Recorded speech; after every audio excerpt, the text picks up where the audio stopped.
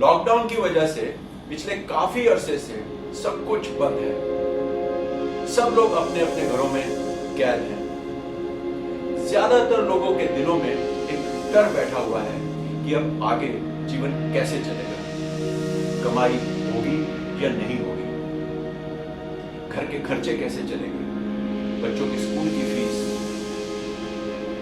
Telephone और बिजली का बिल, घर का किराया और इंस्टॉलमेंटें बैंकों की कैसे दी जाएंगी।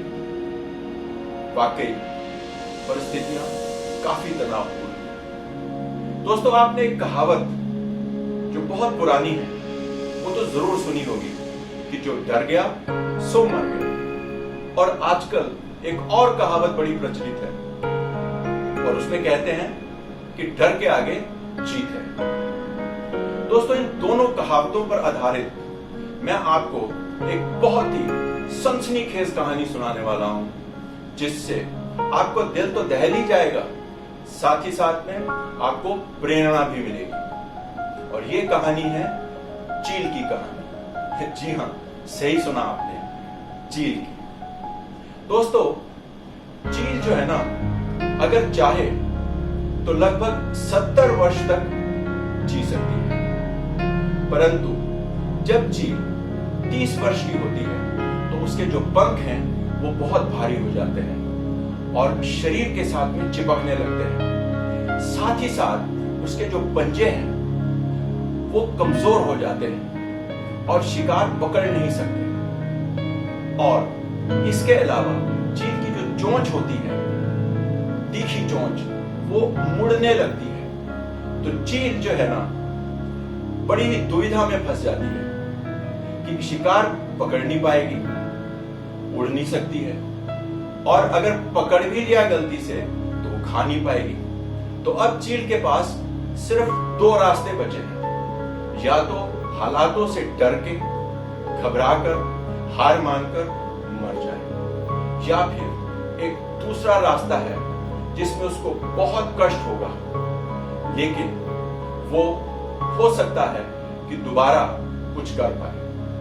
तो चील जो है दूसरा और कठिन रास्ता चुनती है और उड़कर पहाड़ों के ऊपर जाकर अपना एक घोंसला बनाती है और फिर वहीं पर वो अपनी चोंच को पहाड़ से मार मार कर तोड़ देती है और उसके बाद में टूटी हुई चोंच को अपने पंजों से पूरा बाहर निकालती है और भूखी प्यासी इंतजार करती है नई चोंच आने की। उसके बाद जब चोंच आ जाती है तो फिर उसी चोंच से चील अपने पंजों को, उनके नाखूनों को बाहर निकालती है। सोचो उसको कितना दर्द होता होगा, लेकिन चील घबराती नहीं, डरती नहीं और अपने पंजों को बाहर निकाल देती है और फिर इंतजार करती है नए पंजों के आने का। और जब नए पंजे आ जाते हैं तो उन नए पंजों के साथ से वो अपने पंखों को खींच खींच के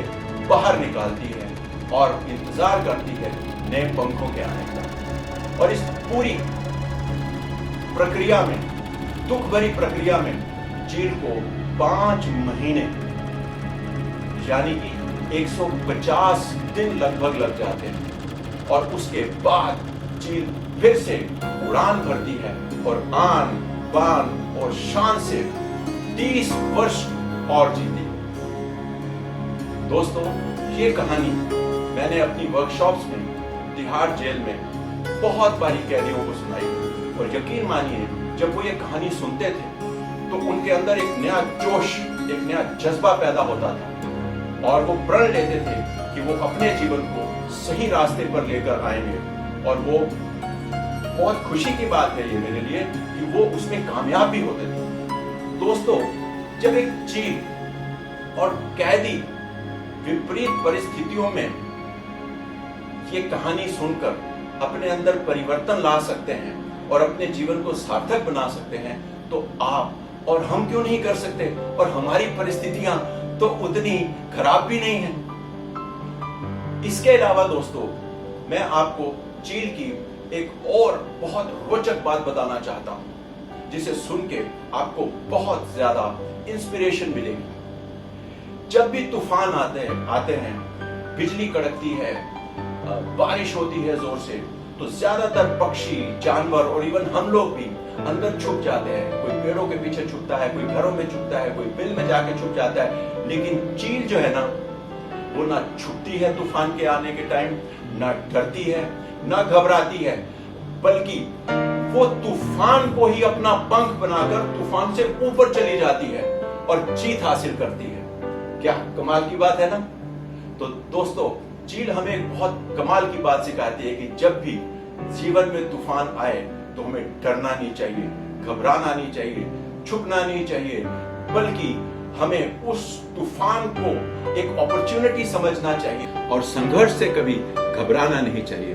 दोस्तों, याद रखना कि संघर्ष जितना बड़ा होगा, जीत उतनी ही शानदार होगी, कहना था स्वामी विवेकानंद जी का।